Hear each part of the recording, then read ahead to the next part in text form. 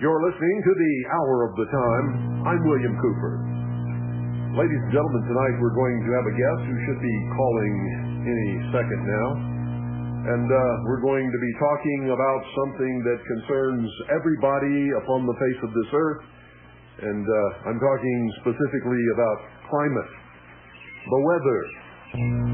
There are an awful lot of people putting out an awful lot of hype these days.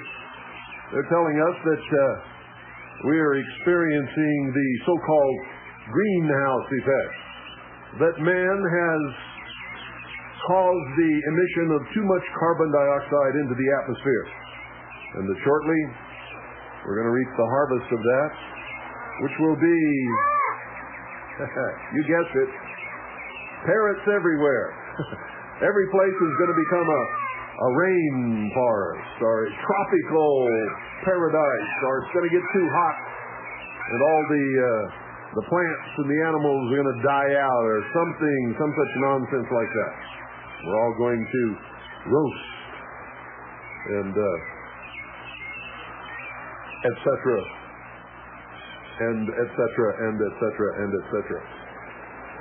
It's going to be terrible, they say. And, of course, the continued warming of the atmosphere will cause tremendous amounts of water to evaporate, and the skies will be filled with clouds, and there will be sort of a perpetual rainfall. Others say that this moisture that evaporates from the tropical regions will be carried up over the poles and will be deposited as snow and ice, and it will precipitate the onslaught of an ice age. Is that true? Well, hopefully we're going to find out the answer to some of these questions tonight. And there are others who say that this so-called climate change is going to cause just all kinds of disruptions that nobody can predict. One day, heavy rain. Another day, beautiful sunshine.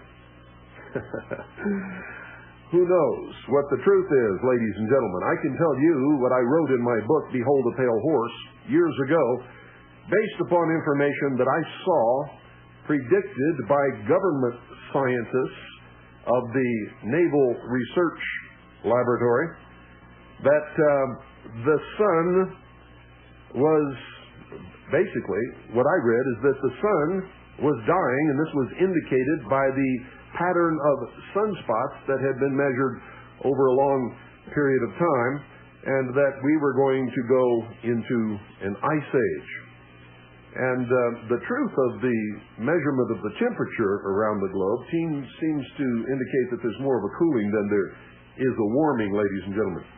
But over the years, scientists who used to say that we were going into an ice age based upon sunspot activity and other things, one being the cyclical historical record of ice ages, that we are at the 10,000-year end of a warming cycle, and so that naturally we must go into an ice age, are now saying that,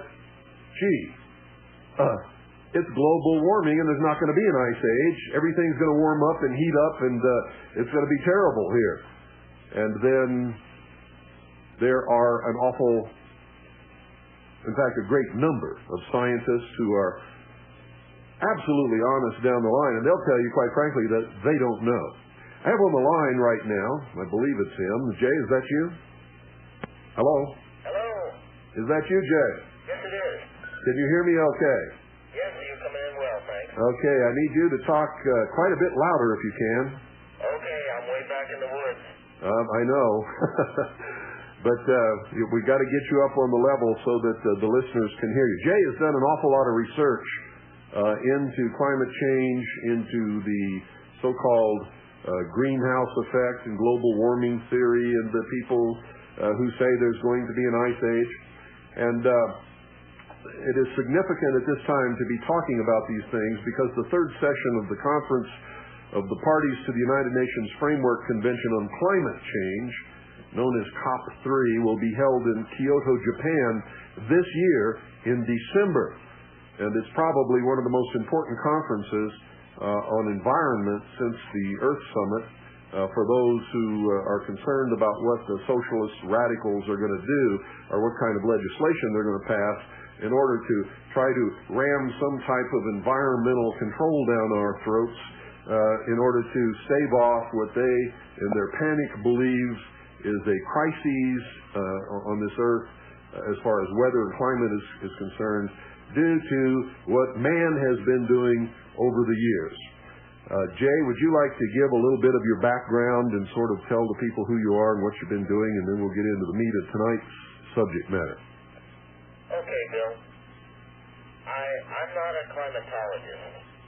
I do have a technical background. I'm a marine engineer, and that's a very general type of study that I had in college. And I studied a certain amount of meteorology, astronomy, electrical engineering, and quite a bit of thermodynamics. It was a good education, and I thank my parents and the U.S. government for it. But since then, I've been watching the environmental movement because I see it as it's a way that science is being perverted into a control mechanism. So you see it as I do, sort of a false science that's manipulatory in its application. Yeah, it almost reminds me of, the fellow who invented the thermometer, and that was Galileo. And most of us probably know what happened to Galileo. He had an idea that everybody else was wrong. He believed that the sun was at the center of the universe, not the earth. But the powers that be, which was the Jesuits, they didn't believe that. He was one of the first skeptics, and he's kind of a hero of mine. So he ended up in prison, but he was right, and we're better off for it. Are you still with me? I'm here. Okay, I can't hear any feedback there.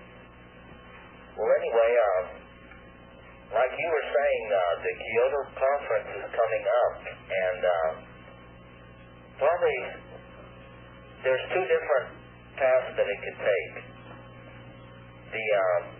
The worst path, I think, would be to basically put a lot of restrictions on people. It would basically, one idea is to shut down industry to the level of 1990. And that means slowing down everybody and everything. Well, in this country, Jay, that would mean bringing back a whole bunch of industry that has been shut down since 1990. Well, that's not what they intend on doing. Probably, the way it's looking, the industrialized countries will be forced to shut down. However, it looks like the developing countries, what we call the third world, they might get an easy break. And you can see the possibilities there. Industry wouldn't have any further need to stay here. They could get a free ride over in another country. In fact, from what I read in the proposed treaty, which they will be considering in Kyoto, which has already been written, as a matter of fact, they plan to literally almost shut down the major industrialized nations like the United States. And the biggest target, by the way, in the treaty is the United States of America, and will allow the development of industry in third world nations, and they will not be put under any kind of environmental atmospheric emissions control. Have you noticed, have you read the same thing? Yeah, and you see, a lot of people would think, well, industry would never stand for that. They have lots of lobbyists. They would never stand for cuts. But in the end, they're looking at the bottom line. And people that are only looking at the bottom line, they might be bought off that way. They might accept the idea, well, we can just go and do it down the street.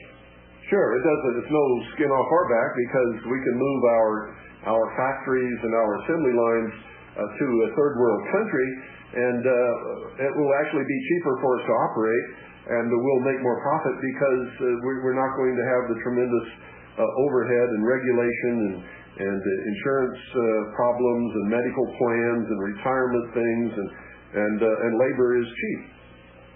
That's certainly a possibility. Well, let's get into the scientific end of this thing. We sort of started, and that's my fault, at the end, and that's where this thing is going, to this conference in Kyoto in December. How did we get to this panic point where there are people in the world who believe that we're in such a crisis that drastic measures must be taken in order to cure it? Is this thing real? Well, it depends on where you stand. If you look at our climate, it's a very complicated situation, and it's doubtful if we will. Well, at this point, I cannot imagine that we'll ever completely understand it. There's so many variables. I can't imagine that scientists back in the late 60s and early 70s would look at the sunspots and the pattern of sunspots as signifying that the sun was dying, and reaching a conclusion from that, based upon the period of years that have gone by since the last ice age, that we're going into an ice age. But the overall pattern of temperature change, when the temperature is measured in rural areas around the world, does show a slight decrease in temperature overall, and not this great global warming phenomenon that everybody's in such a panic about. Well, it's true. Probably what you're referring to is the Earth Island effect, or the urban island effect, and that is where cities grow up around a thermometer reading station. It will tend to raise the temperature around that station.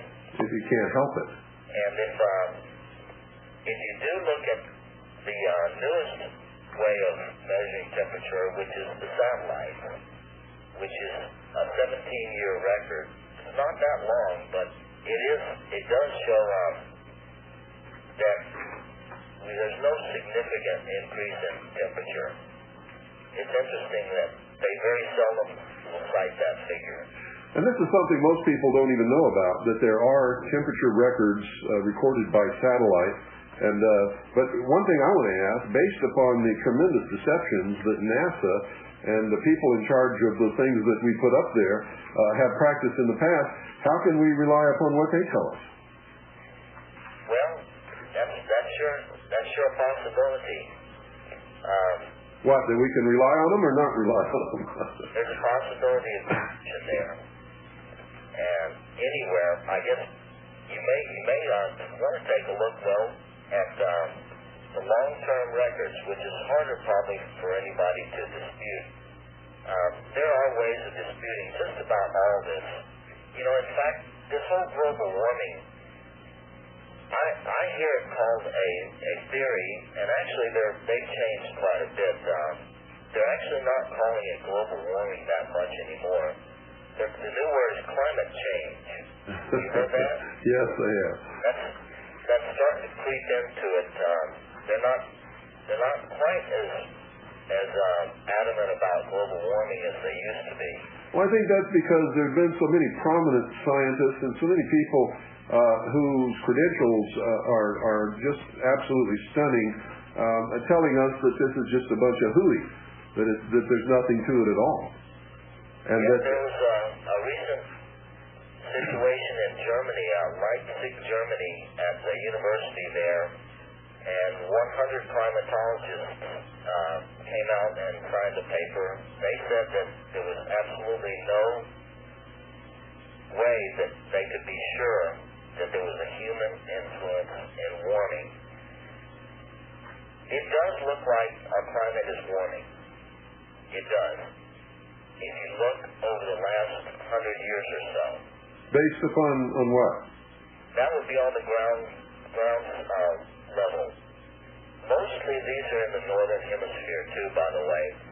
The southern hemisphere is mostly ocean. The southern hemisphere is not as developed. So most of the old temperature readings, especially that you could have much reliability, they're in the northern hemisphere. But in England, for instance, they go back to the 1860s that are fairly accurate. However, when all these articles, when the global warming theorists come up with an article, they'll always say within the last 100 years. Why do you think they say that? I have no idea. Why do they? Well, the reason why they quote this half a degree increase or 1 degree increase, it varies according to who you listen to. The reason why they say within the last 100 years is because prior to the last 100 years, the sun was in a very weak status. Solar activity had been down, and the Earth was actually experiencing a little ice age. Have you heard of that one? Yes. Okay, well, that was during the 1450s to 1850s, more or less. The dates vary because it wasn't like falling off a cliff into temperature, and it wasn't jumping up to a high temperature. It has its peak and it has its low, but it takes a little while. It's caused a lot of confusion with some Americans who study history and read the Pilgrims' accounts in the first settlements on the east coast of the United States of the terrible, bitter cold winters that people don't experience today. Yes, and why do you think Greenland is called Greenland? Isn't it? Well, I know why. Because at one time it was green and verdant and beautiful, and there was a thriving colony there that just disappeared off the face of the earth, as a matter of fact. That's right, and so what we have is cycles. The climate actually goes in cycles. And these are normal, aren't they, Jay? Yeah, we've got cycles which tend to run according to the output of the sun. That varies, of course. It's got its quirks and squiggles that nobody can explain. And it's not just based upon the output of the sun.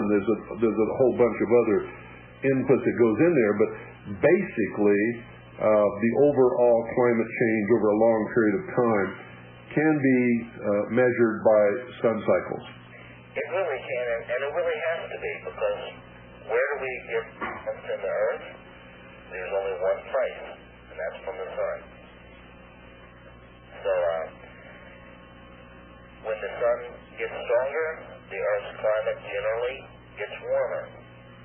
Now, even though we don't have this quite so accurate of a temperature readings, we have some very accurate records of sunspots.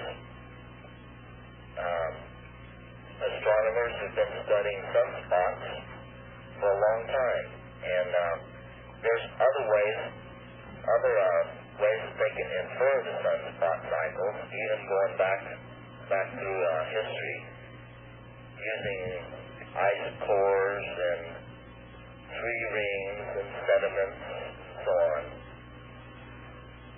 But it really does come down to the sun. And, well, we know that there's a lot of people that think a lot about the sun, don't we? Oh, yes. In fact, the sun, for all intents and purposes, is the representation, the exoteric representation of their God. And so it's tremendously important to them.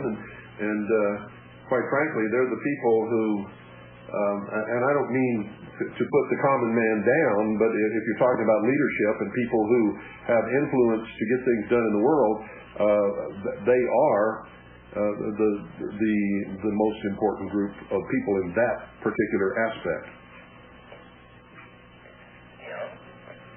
Because they're in charge, at least right now. I believe so. Well, anyway, the climate does cycle, and I was speaking of sun-spot cycles, but that's not the only thing that cycles. Of course, we know that we have seasons, and that's not necessarily related to the intensity of the sun by the sun's fault, the rotation of the Earth around the solar system gives us our different seasons. That's on a short basis. Of course, day and night, that's a cycle. And even the orbit of the Earth around the sun is not always constant. It's believed that has quite a bit to do with the onset of ice ages also. Over a long period of time, the Earth's orbit does change. It becomes more circular or more elliptical. And what would cause something like that to happen? It's the influence of the other planets, Venus, Mars, etc. Now, folks, you all know that I've done broadcasts on all of this stuff many times before, and I know a lot of the answers to these, so you're probably scratching your head, well, why did he ask that when he's done this before? It's because Jay is the guest, folks, and I'm trying to get the information that we need from Jay without, this is not my broadcast tonight. It's Jay's. I'm just, when you hear me, I'm going to be asking questions or trying to get Jay to elaborate on certain things so that the information will come out. Now, Jay, we know that the weather has changed quite a bit over the years. During my lifetime, at least. I don't really know how old you are. I'm not going to ask you on the radio because you may not want to tell anybody, but I'm 54 years old. And over as old as I used to be. Well, I don't know what that means, but anyway, over the period of my lifetime that I can remember, weather has really become extreme and more unpredictable than it ever has been before. The amount of rainfall and floods and catastrophes that are happening because of the weather, I can't remember anything like that happening in my lifetime at all, except, maybe once a year somewhere in the world there would be some huge hurricane that would wipe out some island or cause a tsunami in Japan or something like that. But nothing like what's been happening in this country and all around the world. They're telling us that El Nino is the worst that it's ever been in its measurable history this year. And where I live here, we never had a summer. It was spring and spring and spring and spring, and lots of monsoons, moisture coming up from the Gulf of Baja. And lots of rainfall here, and now the trees are already turning their leaves, getting ready for winter. And the old-timers here are telling me that it's going to be probably the worst winter that we've ever had, based upon their knowledge of what all these things mean in their lifetime, which, and I haven't lived here all my life, so I don't know if they're right or not. But there really is something to this Farmer's Almanac and folk weather predicting stuff, because I've watched the overall predictability of it over the years is pretty high, much better than the weatherman was until he had satellite photographs and computer databases to work with. Now the weatherman is getting pretty accurate. But what does all this mean? I mean, we just had a tremendous typhoon. They're calling it a hurricane on television, and I guess they don't know that in the Pacific they're typhoons and in the Atlantic they're hurricanes. But we just had a tremendous tropical storm hit the coast of Mexico, and a lot of that moisture is going to come up into Southern California and Arizona and New Mexico. and possibly South Texas before it's all over with and cause tremendous damages. They're talking on television that nobody ever heard of a hurricane hitting the West Coast, and that's really not true because we know that's happened back in history. But what does all this mean? Well, Bill, I don't know that I necessarily agree with that. With what? With more and worse weather or more unpredictable weather. I've been doing a little research on historic weather events, and if you go on the internet, the NOAA, which is the National Oceanic and Atmospheric Agency, that's the abbreviation, but it's NOAA. They will tell you the historic weather events of the current days, and they got every day of the year there. And so when I'm sparring with some opponents regarding weather, they'll put on, well, South America had the hottest day ever. Well, I'll look back at history from 1926, and Morocco was 136 degrees in the shade. Or 1989, this time of the year, Montana had a foot of snow. Colorado had snow. So I think you missed what I was trying to get at. I didn't mean that it was the worst weather ever in the history of the world. What I meant is it seems to be more predictable, and there seems to be more of it happening more often now than has happened in my memory in my lifetime. I'm not going by OSHA records. I'm going by my memory in my lifetime. For instance, the tremendous floods that we've had in the last few years through the Midwest of this country, and the tremendous damage that these floods have done have certainly happened in the past, and on several occasions in the past, but not so many altogether all at once in such a close period of time frame. Well, do you think the media is able to report it better than they used to? Well, I don't know. I think that kind of thing would have made the news in this country, at least, whether or not the media could report it adequately, because that's the kind of thing that people are always interested in. Well, it's true. Everybody talks about the weather. Yeah. But I do notice that any disaster weather-wise, they have been pointing the finger at global warming. I've noticed that. Well, you're correct on that, and you're also right in another respect, in another aspect, is that they are better at reporting disasters. The news has gone from balanced reporting of good and bad news to all bad all the time, and whenever it seems like it's something that could be the hand of God, I mean, they really, they really dwell on things that really shouldn't be dwelled upon. It just brings people all together, doesn't it? You got that right. And it also brings up in people's minds the predictions in the book of Revelations and makes them adamantly believe that the end of the world is near. And that's one of the things that this New World Order wants people to believe so that they won't oppose their bringing it about. So the more disasters and the more catastrophes and the more things like that they can throw at us, the more helpless people feel to be able to deal with any kind of problem in the face of all of that. That's true, yeah. So I think there's more to it than just reporting the weather. I think there's all kinds of things that enter into these things. But let's get back to the scientific aspect of this. When I talk to scientists,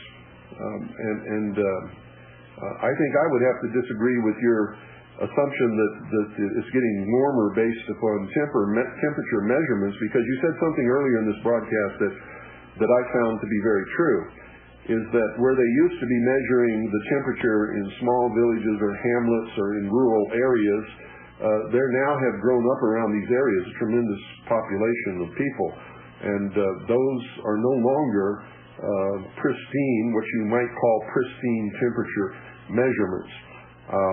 Most of the scientists that I talk to tell me that they really don't know which way the weather is going, but if they had to make a guess, there's going to be a slight cooling, but nothing that's going, and this is exactly what they tell me, nothing that's going to affect the average everyday life of anybody in this world. But when I check with the measurements of glaciation that's going on, I find that the glaciers are getting larger instead of smaller, as these people are trying to scare us with, that all the glaciers are melting and that there's going to be a rise in the sea level and low-lying islands are going to disappear and all of this kind of.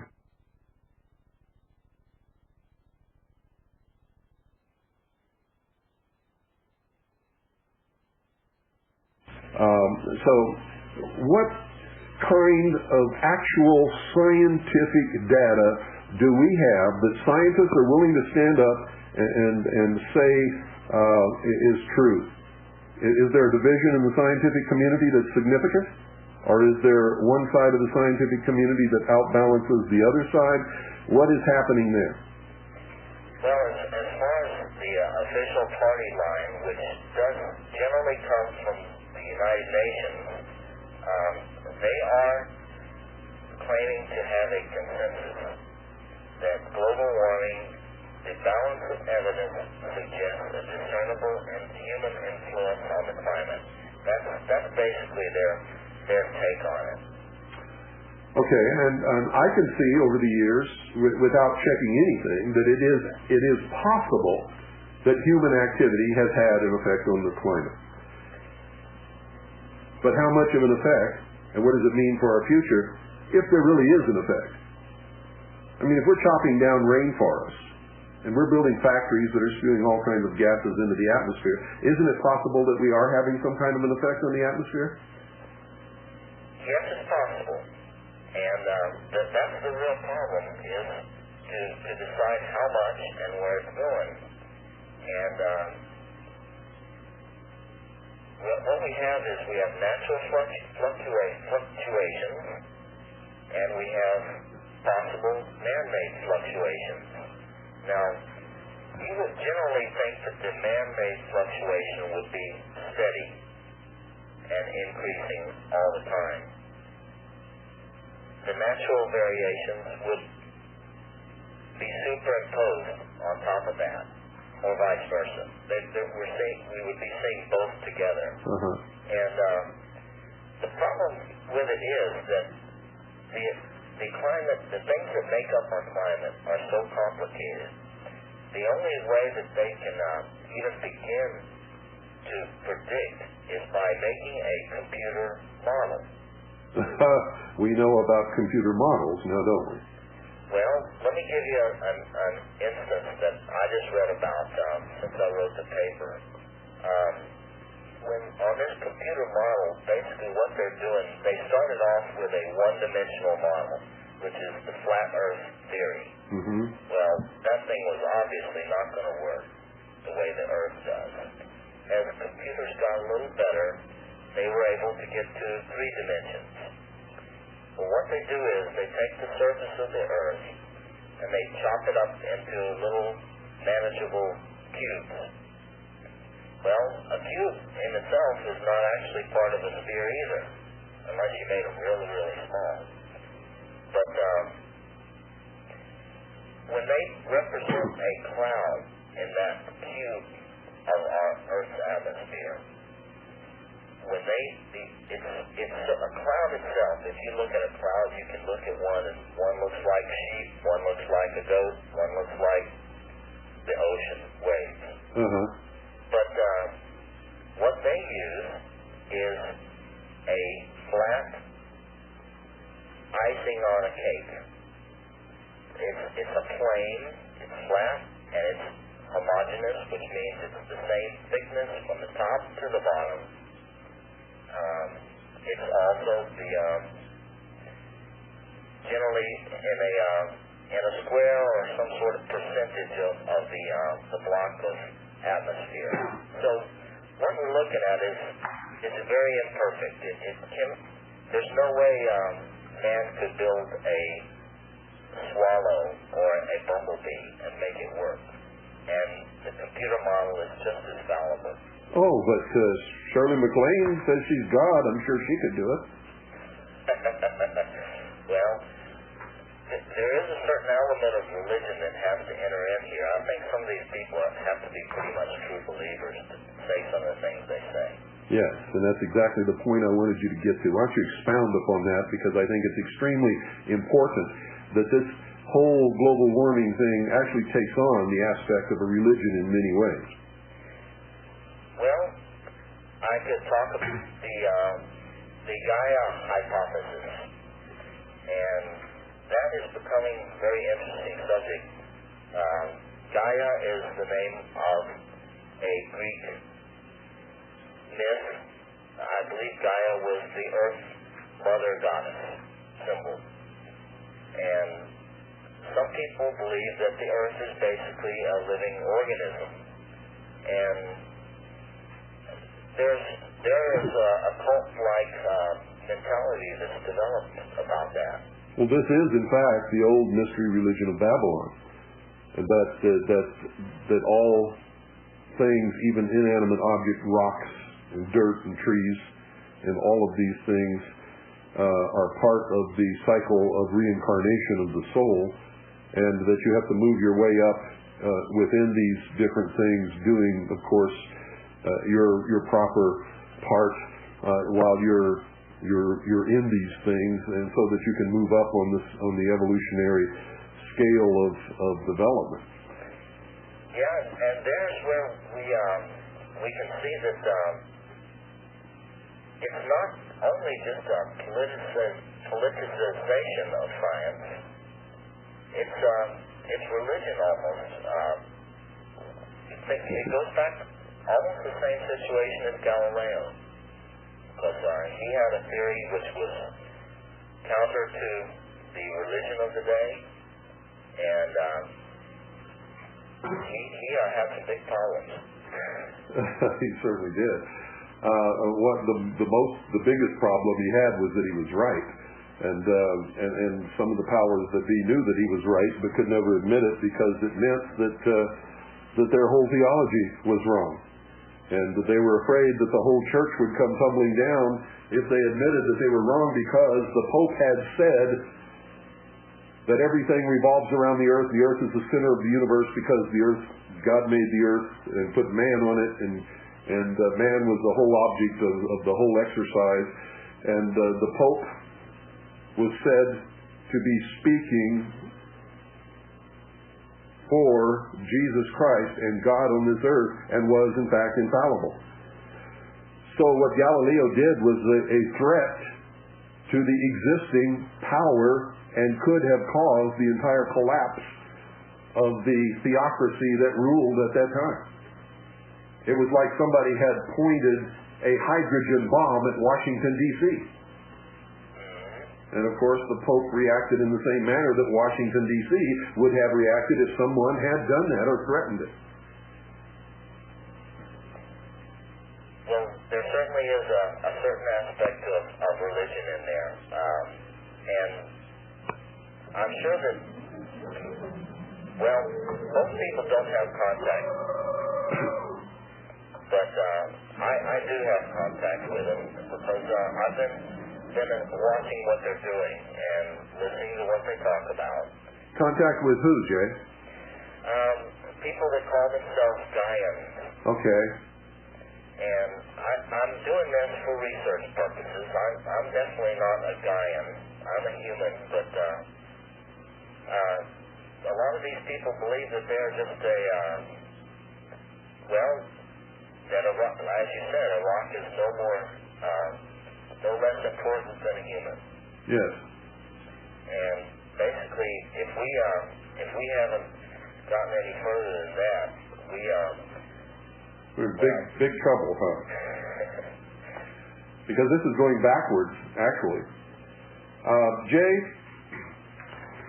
what kind of Let me get back to this again because you still haven't answered it. This is about my fourth attempt. What kind of division, if any, is there in the real, credible scientific community? Well, there is some. What I found was that most of the scientists who are aligned with the universities or with government, because that's who funds this in general. And anybody who gets grants, government aid, United Nations money, has to have, at least some of them have to have a bias. Now, some of them won't. And for that purpose, what the scientific community has done, in order to rule out falsehood within their ranks, science has established a peer review process. What that means is when you publish the results of an experiment, then everybody takes a good look at it. And that's supposed to police the ranks and keep everybody honest. Does it work? It doesn't always work. History will tell you that there was a fellow who thought he had a Piltdown man, a missing link. Well, it turned out it was just some skull that had nothing to do with it. Then the United Nations has established the Intergovernmental Panel on Climate Change. That's called the IPCC. And they are probably the most influential group of scientists. They are backing a consensus that there is global warming. The opposing side, which basically are skeptical of that position, they are mostly backed by industry. So we've got a problem that it looks like there's vested interest on each side. And that's probably not so bad. I think that probably the truth will be found somewhere in between those two extremes. But aren't these the same people, Jay, that told us that there's that there's an ozone layer when really there's not? There's an ionosphere, and who told us that in this ozone layer that doesn't exist, there are holes that are being ripped in the ozone layer by CFCs and such as that, and we found that that's one of the biggest hoaxes that's ever been perpetrated. It's just not true. Aren't these the very same people who tried to pull that scam, and in the face of all the evidence to the contrary, are still telling us there's ozone holes, and that we're all in danger of being fried by the ultraviolet radiation of the sun, which is going to sneak in through these holes and cause us all to catch cancer and all of these terrible doomsday scenario things. Well, that's true. Some of those are the same people. In fact, the new head of the UN Panel on Climate Change, his name is Walter. He it's Dr. Robert T. Watson. He is currently the senior advisor for the World Bank, but prior to that, he was the head of the Montreal Protocol group, which pushed the ozone treaty through. And that concerns me because we know that the Senate did vote for the ozone protocol, and I'm not so sure they won't vote for the global warming protocol. And if you'll remember, in that incident, industry was also on the side of the ozone protocol. Well, they saw a way to make profit off of it, didn't they? I'm not so sure the same thing isn't happening now. Yes, but when you get industry on the side of somebody who's trying to shut you down, you have to look for a motivation there, because it is not a natural or normal thing for someone to stand up and support someone who says you've got to shut your business down? Well, right so far, the only industry that's really to the forefront that I know of is British Petroleum. And I can't exactly tell you why. Maybe they have a way to make some money off the deal. But they are going along with the European Union's proposal to cut emissions back to 90% levels, 1990 levels. Well, Jay, that really isn't a whole lot, to tell you the truth. 1990 levels compared to 1997 levels in some places, such as the United States, we're higher in 1990 than they are today. We've lost a lot of our industry. Well, it's true. I'm not sure exactly how that would work out. I haven't seen much figures on what that would be, except in Europe, which is an interesting case. See, in this country, it has been proven, in fact, William Jefferson Clinton himself, the President of the United States, has presented the American people and the people of the world with the figures saying, hey, see what I've done while I've been President? We've lowered our overall carbon dioxide emissions and our pollution and lowered the incidence of this and that and so on and so forth. And if that's true, then who cares if we go back to 1990 standards? Well, to tell you the truth, Bill, I've worked in oil refineries, and I've worked quite a few years in the oil refinery business and in power plants. And I don't like using that fuel myself. I really don't. I would love to see a new industry developed, which would not be polluting, that would bring up some new technology. Well, I think we would all like to see that. And I agree with you. I don't like the fumes of just a bus that passes by or an 18-wheeler is noxious to me. But what I don't like about all of this is not the fact they want to roll it back to 1990 standards, but the fact that some world body wants to tell me in the state of Arizona what I can and cannot do, and I have no say in the matter. That bothers me. You know what I think about freedom. And if I have input into it, and my representatives or whatever listen to me, and everybody in my state has input, and we have a vote that will take care of our particular state, and we decide we want to do it or don't do it, that's fine with me. But when somebody meets in Kyoto, Japan, from Afghanistan and Argentina and South America, or South Africa, I say no. You don't have any right to tell me what I can do in Arizona, and I don't give a darn if we're affecting your atmosphere or not. It's just you have absolutely no right to do that, period. There's not a world government yet, although it wouldn't take much to topple us right into it, I got to tell you that. And this is just, in my estimation, another effort toward that end, to give some governing body the power over the atmosphere of every nation in the world. It's another loss of sovereignty of the people who live in one particular spot on the world. What do you think about that? Well, the enviros, they talk about the global commons. That's a big word that they use a lot. But it's not the global commons. I know what you're talking about. The atmosphere belongs to everybody. Today you might be breathing air that tomorrow might be in England because the wind is blowing that way or something like that. Or the water that you pollute in America or in South America goes into the ocean and pollutes the ocean, and we catch the fish and eat it and we die. Right?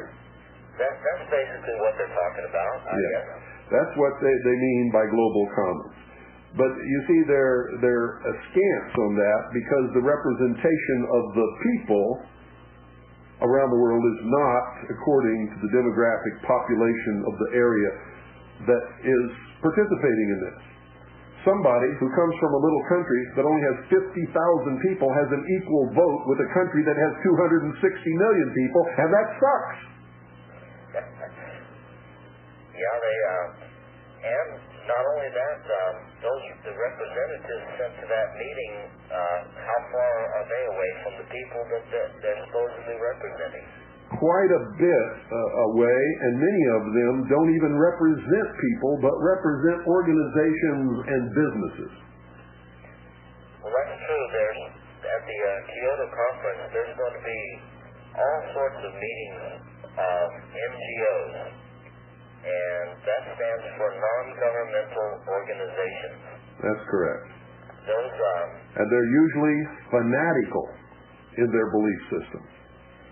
Yeah, it's interesting who all is represented in amongst the NGOs, and also who runs them, who controls them, and what type of power they have. Generally, they have parallel meetings with the people who actually sign the paperwork.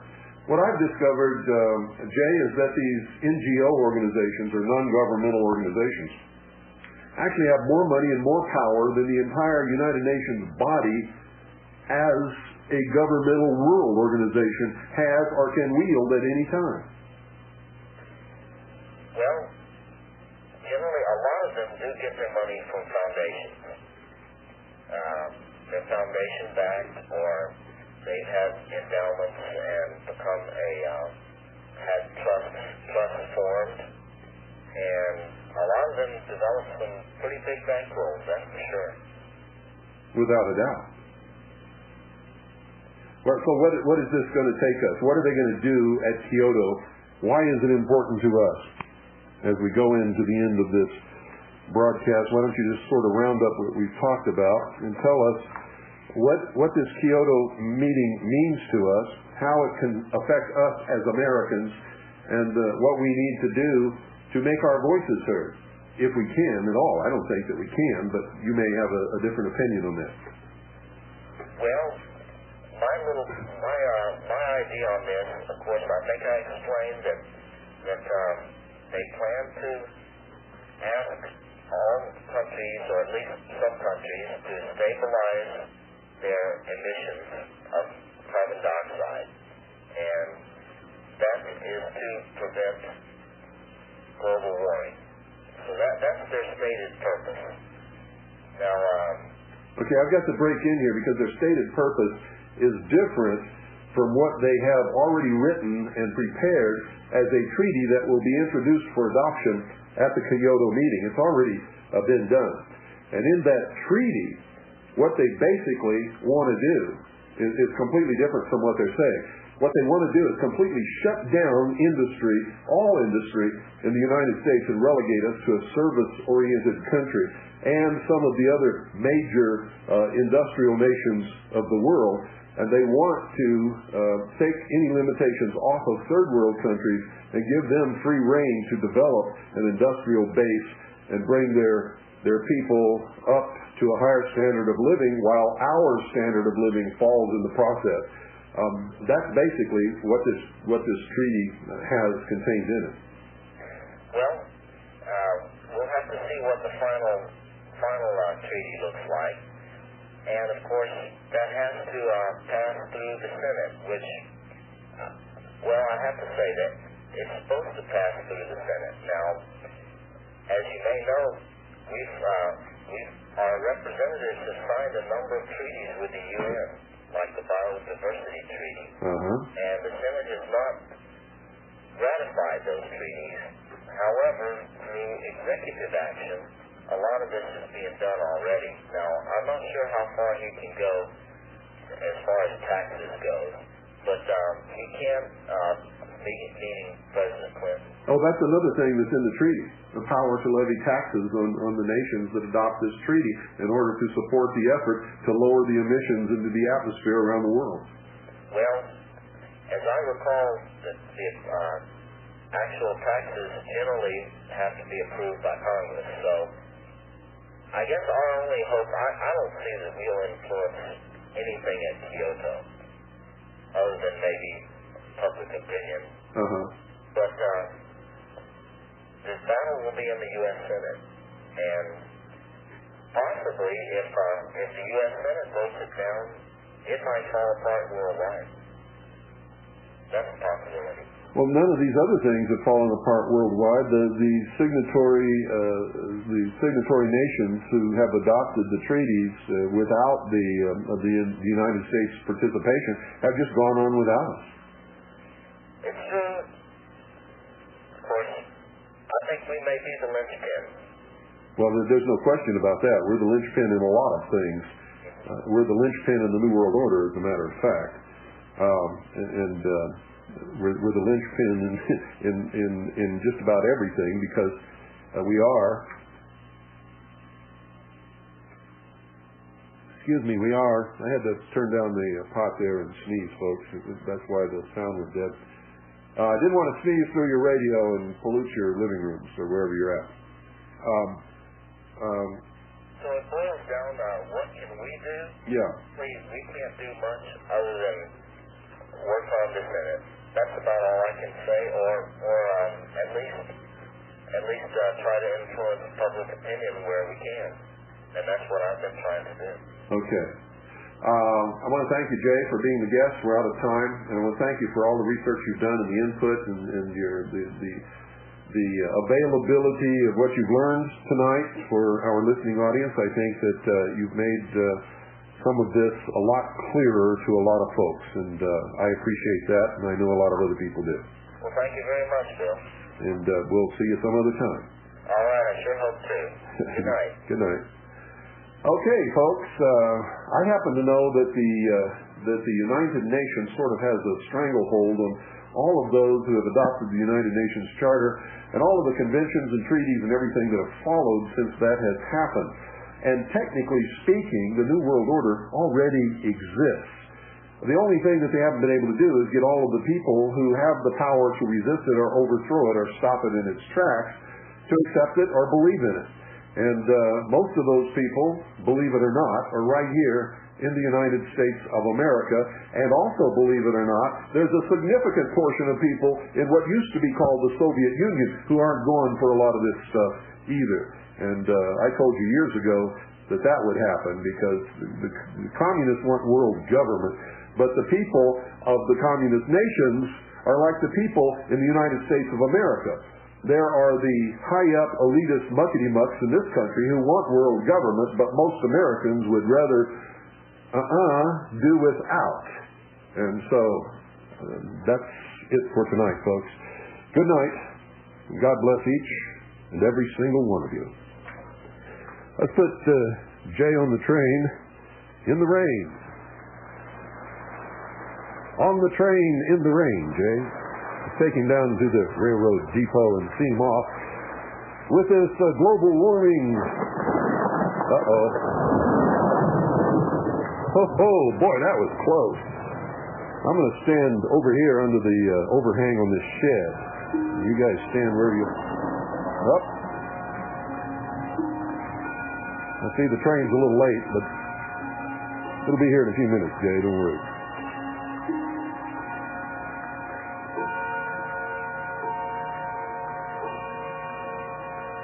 There's that bell again.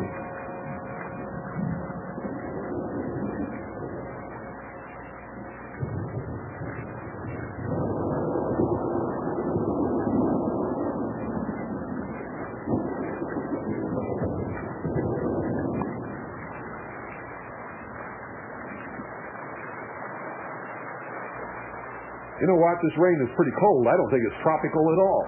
I think it's the beginning of an ice age. Oh my goodness, the great big hot drop just hit me on the back of the neck. Maybe it is global warming.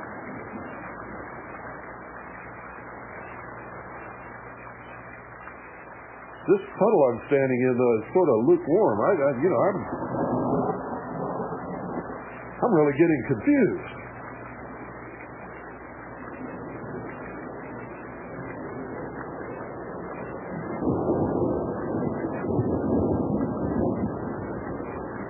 Hey, what's that up in the sky?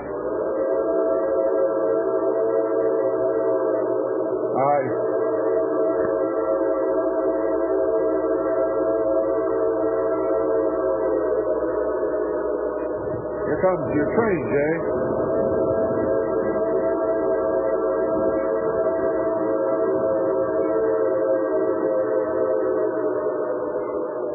see the hole in those clouds that just seems to go right up into space? What is that? The what? The ozone hole? Oh, come on.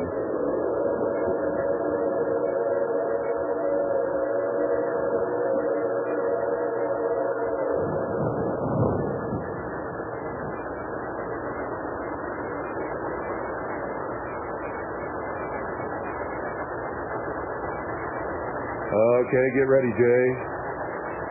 Train's going to stop right here in front of us. No, you don't have to run to catch it. It's going to stop. Don't worry. Believe me.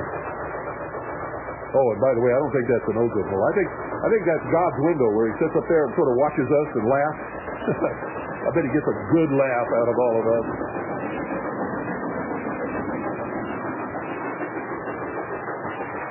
There you go, buddy. What car do you have? Number 22? Okay, watch for car number 22. There it is. I see it. Did I tell you it's going to stop right in front of us?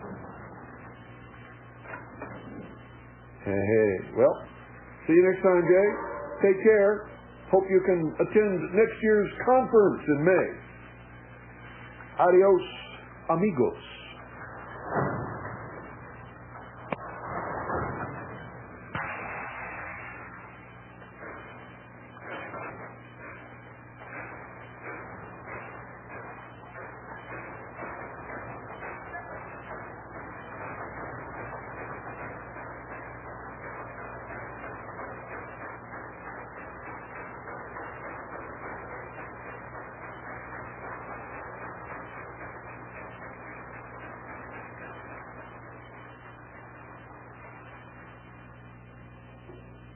You're listening to the Worldwide Freedom Radio Network. Stand by now for all oldies most of the time. Classic radio, like you always wished it could be. Only the very best of the very best music of generations gone.